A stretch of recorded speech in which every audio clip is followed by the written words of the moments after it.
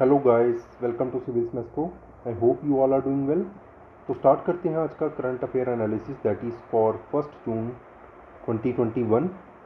First जो news है that is horticulture cluster development program launch किया है ये सेंट्रल गवर्नमेंट ने। इसमें जो है हॉर्टिकल्चर प्रोडक्ट्स के एक्सपोर्ट को प्रमोट किया जाएगा। देन यहाँ पे क्लस्टर बेस्ड अप्रोच जो है अडॉप्ट की गई है। बट इससे पहले मैं बता देता हूँ आपको हॉर्टिकल्चर का मतलब क्या है। Horticulture means garden farming. यहाँ पे जो है वेजिटेबल्स, फ्रूट्स या जो ऑर्नामेंटल फ्लावर्स होते हैं उनकी गार्डनिंग की जाती है for trading purpose.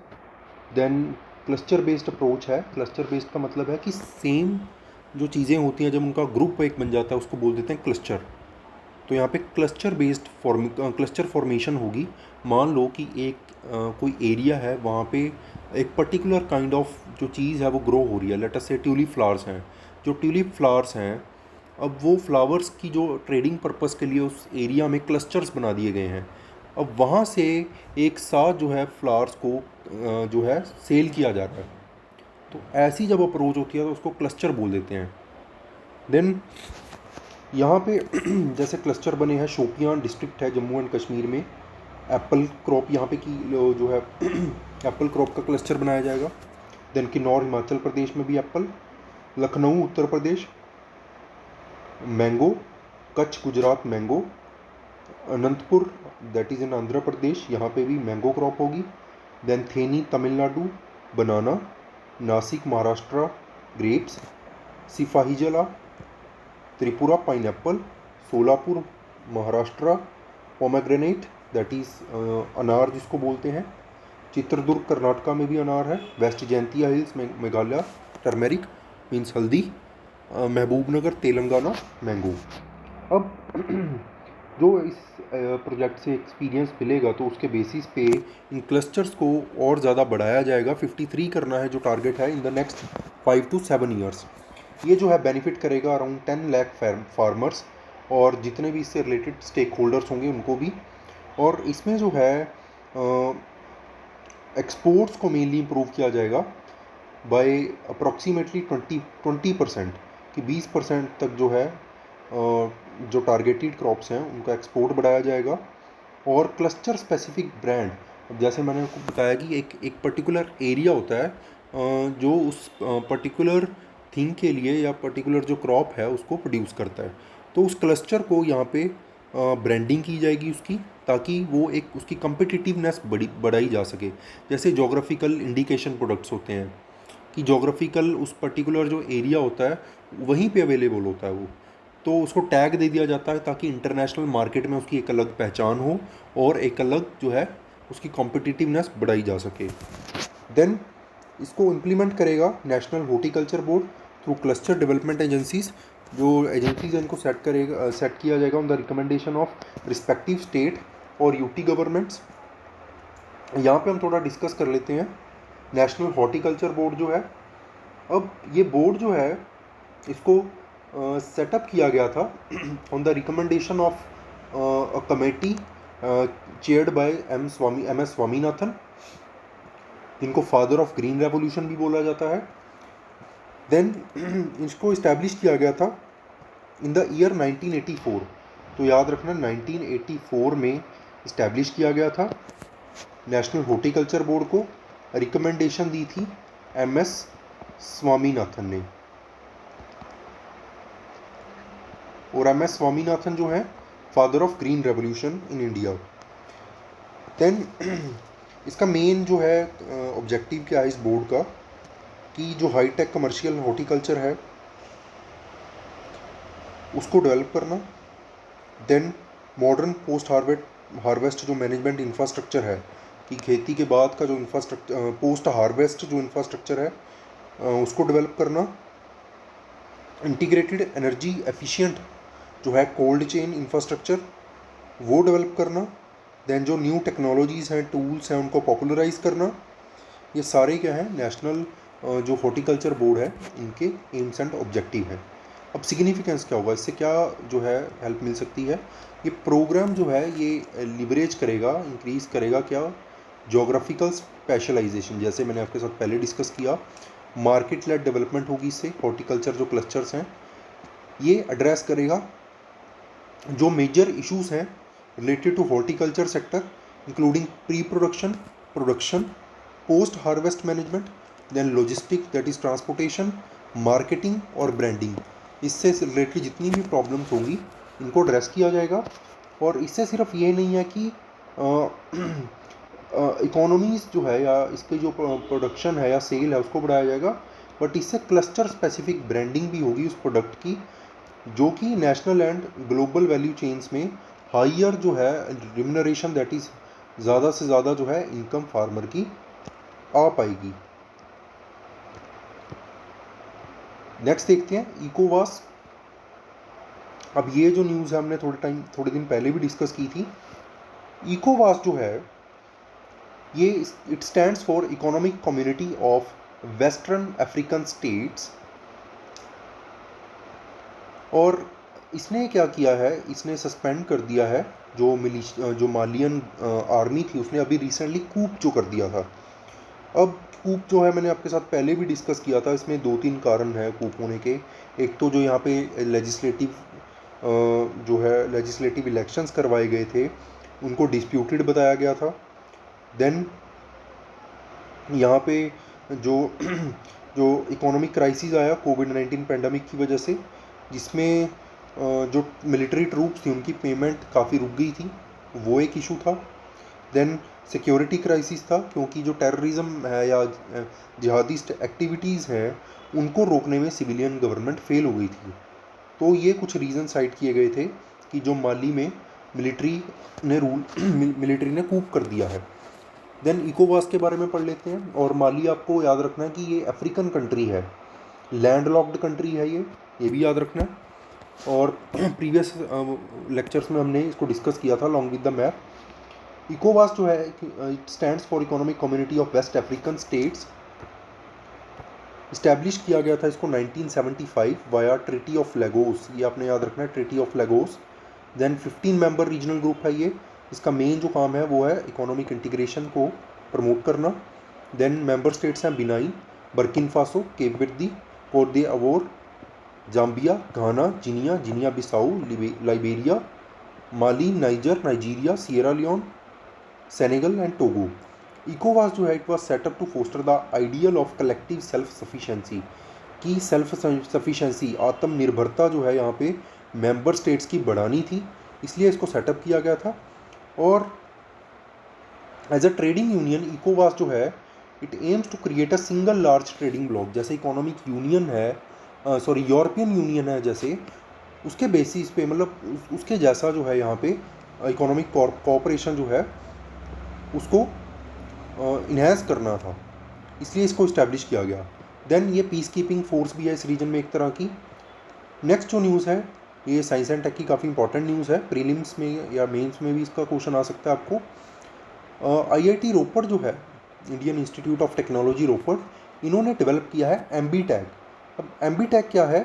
It is first of its kind internet of things device है जो रिकॉर्ड करेगी रियल टाइम एम्बिएंट टेम्परेचर की, जो टेम्परेचर होगा रियल टाइम टेम्परेचर बताएगी ये डिवाइस जो है, during the transportation of perishable का मतलब है जिनकी कुछ शेल्फ लाइफ होती है, उन प्रोडक्ट्स की, वैक्सीन्स की, और जो बॉडी ऑर्गन्स एंड ब्लड उनका भी टेम्परेचर जो है ये डिवाइस बताएगी।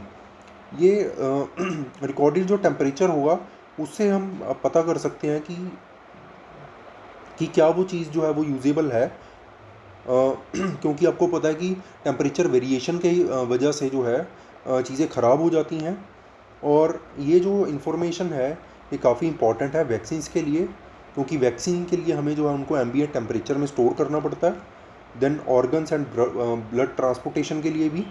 देन ये एक USB डिवाइस की तरह है जो कि टेम्परेचर रिकॉर्ड कर सकती है सराउंडिंग का from -40 to +80 degree Celsius in any time zone for full 90 days.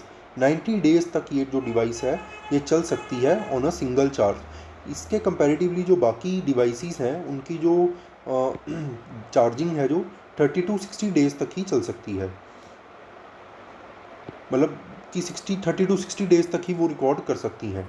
But ये जो डिवाइस है ये 90 डेज़ तक जो है फंक्शनल है on a single charge. Then perishable जो आइटम्स हैं, it includes vegetables, meat and dairy products. तो मतलब पेरिशेबल प्रोडक्ट्स के अलावा जो है ये जो एनिमल सीमेन होता है उसको भी, उसका जो टेम्परेचर है वो भी डिटेक्ट कर सकती है। अब आपको पता है कि आजकल आर्टिफिशियल इंसेमिनेशन जो है वो टेक्नोलॉजी यूज़ की जाती है कि आर्टिफिशियली जो है सीमन एनिमल्स में इंजेक्ट किया जाता है फॉर रिप्रोडक्शन पर्पस। और ऐसी जो डिवाइसेस हैं ये इंडिया पहले इंपोर्ट करता था in massive quantity from other countries such as Singapore, Hong Kong, Ireland and China. But अब इंडिया ने खुद अपनी जो है डिवाइस यहाँ पे बना ली है। द नेक्स्ट जो है नो टोबैको डे। सबको पता है नो टोबैको डे जो है ये 31 मई को सेलिब्रेट किया जाता है, ऑब्जर्व किया जाता है हर साल। अब तंबाकू कंजम्पशन जो है इससे lung disease, diabetes, cardiovascular disease और कैंसर जैसी बीमारियां हो सकती हैं। और यहाँ पे जो है वर्ल्ड हेल्थ ऑर्गेनाइजेशन का मानना है कि जो स्मोकर्स जो हैं उनमें 40 to 50% हाइयर रिस्क है कि उनको जो है सीवियर डिसीज़ हो सकती है या डेथ भी हो सकती है कोविड-19 की वजह से, कि जो कॉम्प्लिकेशंस आ सकती हैं इनमें 40 to 50% चांसेस ज़्यादा हैं as compare to non smokers. Then इस साल की जो थीम है कमिट टू क्विट, इसमें सपोर्ट करेंगे 100 मिलियन पीपल को globally in their attempt to give up तंबाकू थ्रू वेरियस इनिशिएटिव। कि 100 मिलियन पीपल जो हैं इनको सपोर्ट किया जाएगा कि वो तंबाकू जो है उसको छोड़ दें, और वेरियस इनिशिएटिव्स के थ्रू ये किया जाएगा। और यहाँ पे एविडेंसेस ऐसे भी आए हैं कि जो स्मोकर्स हैं उनमें हाइयर मोर्टेलिटी रेट है जिनको कोरोना वायरस हुआ है as compare to non smokers, और या फिर जिनमें और कोई हेल्थ कंडीशन पहली है लाइक हार्ट डिसीज़ है या कोई और दिक्कत है, कार्डियोवैस्कुलर डिसीज़ है, तो उनमें जो मोर्टेलिटी रेट है वो ज़्यादा देखने को मिलता है। देन WHO फ्रेमवर्क कन्वेंशन है तंबाकू कंट्रोल के लिए, जिसको डेवलप किया था वर्ल्ड हेल्थ असेंबली ने, जो कि एग्जीक्यूटिव बॉडी है वर्ल्ड हेल्थ ऑर्गेनाइजेशन की 2003 में, और इसको जो है इन्फोर्स किया गया 2005 में। देन WHO फ्रेमवर्क जो है ये कॉम्बैट करेगा तंबाकू को। क्या क्या इसमें जो है इनिशिएटिव लिए गए हैं कि प्राइस और टैक्स मेजर्स यहाँ पे लिए जाएंगे। ज़्यादा बड़ी जो है ग्राफिक वार्निंग होगी तंबाकू पैकेजेस के ऊपर। जैसे आपने देखा होगा कि जो सिगरेट की पैकेजिंग होती है उसमें पिक्टोरियल या फिर ग्राफिक वार्निंग होती है कि तंबाकू इज़ इंजूरियस टू हेल्थ, ऐसी चीज़ें। देन 100% स्मोक फ्री बनानी है पब्लिक स्पेसिस, बैन है तंबाकू मार्केटिंग के ऊपर, और जो सब स्मोकर्स जो क्विट करना चाहते हैं उनको सपोर्ट भी किया जाएगा। देन तंबाकू जो इंडस्ट्री है उनकी इंटरफेरेंस को यहाँ पे रोका जाएगा। देन एक प्रोग्राम है इंडियन गवर्नमेंट का सेसेशन प्रोग्राम। इस प्रोग्राम के अंडर जो है एक इनिशिएटिव है तंबाकू छोड़ने का। सेसेशन का मतलब होता है छोड़ना, यूजिंग मोबाइल टेक्नोलॉजी। यहाँ पे टेक्स्ट मैसेजेस के थ्रू ये लॉन्च किया गया था 2016 में। इट मीन्स कि ये टू वे प्रोसेस है कि एक तंबाकू जो कंज्यूम करता है वो असिस्टेंस ले सकता है दूसरे एक जो गवर्नमेंट जो स्पेशलिस्ट होगा इस चीज़ में, कि उससे जो है आइडियाज़ दिए जाएंगे कि कैसे आप तंबाकू को छोड़ सकते हो। तो इसमें तंबाकू जो कंज्यूमर है उसकी प्रॉपर यहाँ पे सपोर्ट करेगी गवर्नमेंट। नेक्स्ट देखते हैं, सुप्रीम कोर्ट जज हैं जस्टिस DY चंद्रचूड़। इन्होंने बोला है कि जो सेडिशन लॉज हैं उनकी लिमिट को डिफ़ाइन करने की ज़रूरत है, क्योंकि रीसेंट जो केसेस हैं उसमें देखा गया है कि सेडिशन जो एक्ट है वो इंडिस्क्रिमिनेटली यूज़ किया जा रहा है वेरियस गवर्नमेंट्स के द्वारा, स्पेशली जब कोविड की सेकेंड वेव आई है उस टाइम पे, और या फिर लोगों ने जो अपनी हेल्प मांगी अपने लिए, चाहे वो ऑक्सीजन सिलेंडर्स हों, चाहे वो वेंटिलेटर्स हों, या फिर बेड्स हों हॉस्पिटल्स में। अब कुछ गवर्नमेंट्स ने ऐसे लोगों के ऊपर सेडिशियस चार्जेस लगाए हैं। अब सेडिशन है क्या? Sedition is a conduct of speech inciting people to rebel against the authority of a state और मोनार्क। इट मीन्स कि जब कोई लोगों को उकसाता है स्टेट के अगेंस्ट या क्वीन के अगेंस्ट, तो उसको जो है सेडिशियस एक्ट माना जाएगा। सेडिशन जो है ये डिफाइंड है under section 124A of Indian penal code, और इसमें जो है कोई भी ऐसा एक्ट जिससे हेट्रेड या फिर गवर्नमेंट के अगेंस्ट कोई कंटेम्प्ट लाया जा रहा है उसको इलीगल डिक्लेयर किया गया है, और ये 1870 से ऐसे ही है। इसको 1870 में इंसर्ट किया गया था by an amendment introduced by sir James Stephen.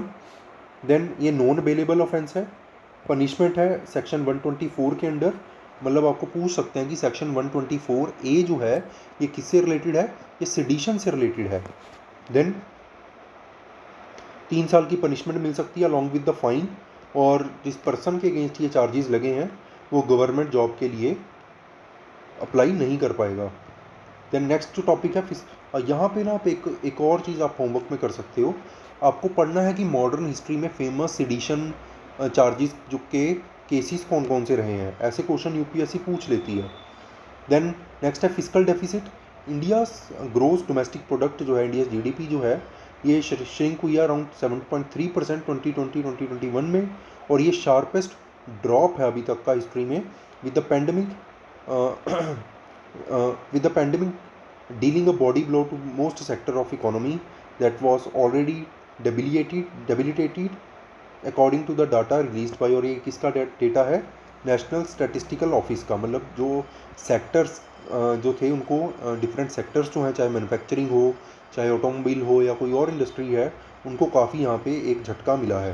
Then contraction जो है हालांकि इसको 8% जो है फोरकास्ट किया गया था पहले, क्योंकि मार्च जो था उसमें काफ़ी अच्छे नंबर्स जो हैं हमारे आए थे मार्केट की तरफ से, काफ़ी अच्छी ग्रोथ हुई थी।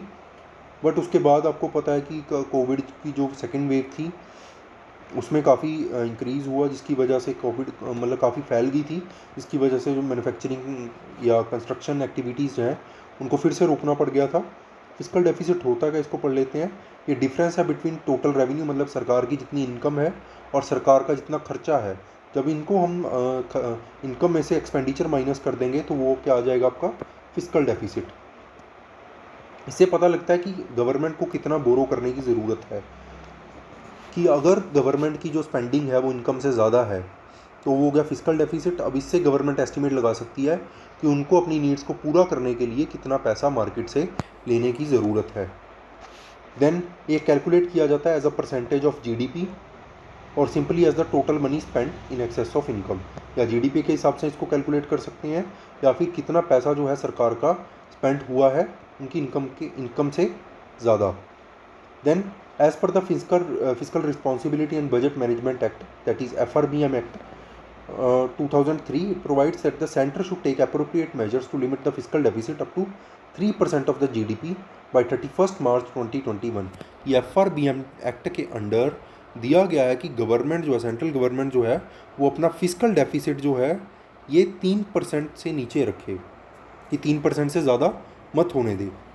देन NK सिंह कमेटी आई थी 2016 में जो सेटअप की गई थी, इसने भी रिकमेंडेशन दिया था कि गवर्नमेंट का जो फिस्कल डेफिसिट है वो 3% जीडीपी से, मतलब जीडीपी का 3% से ज़्यादा नहीं होना चाहिए अप टू 31 मार्च 2020।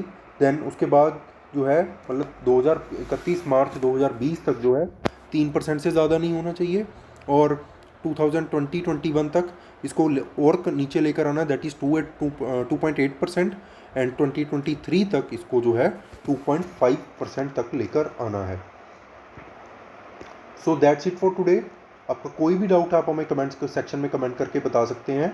आज वीडियो थोड़ी लेट हो गई थी क्योंकि इलेक्ट्रिसिटी प्रॉब्लम्स हैं क्योंकि यहाँ पे हैवी जो है स्टॉर्म थी कल रात को। और आप हमारा टेलीग्राम चैनल जो है ज्वाइन कर सकते हो, इसका जो डिस्क्रिप्शन है आपको इस वीडियो जिसका जो लिंक है आपको इस वीडियो के डिस्क्रिप्शन में मिल जाएगा। हम अपने टेलीग्राम चैनल पे डेली क्विज़ भी कंडक्ट करवा रहे हैं। जैसे मान लो आज का जो हमने लेक्चर ये डिस्कस किया है न्यूज़ एनालिसिस, इसके जो क्वेश्चंस हैं आपको कल मिलेंगे, आप उसको सॉल्व कर सकते हो। इससे आपकी जो है रिवीजन भी हो जाएगी। Thanks for watching.